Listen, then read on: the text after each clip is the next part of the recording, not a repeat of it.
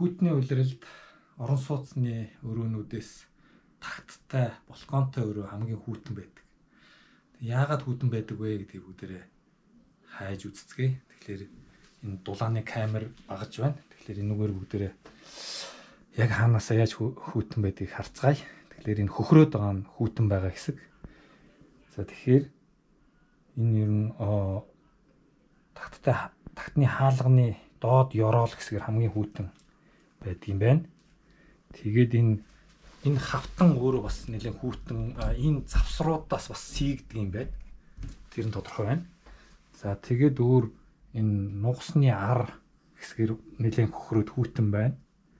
За дээд уулзуураас хүйтэн байна. За тэнд бол бүр эрзэнийн тасархай бололтой илүү сийгээд хүйтэн байна.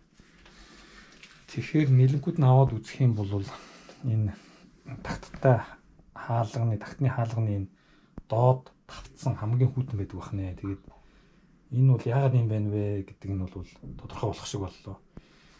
Тагтны бетон хавтан одоо энэ сууцны их биеттэй шууд цул залгагддаг.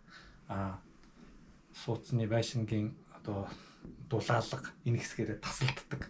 Тийм учраас тэр тагтны хавтангийн доороос дулаалаагүй тохиолдолд одоо хүйтэн нэвчиж орж ирэх нь ойлгомжтой. За дээрээс нь энэ хавтан гэх нэмгэн байдаг. Энүүгээрээ сийгдэг юм байна. Тэгэхээр эднийг дулаалж ижил дулаахан болох юм байна л да.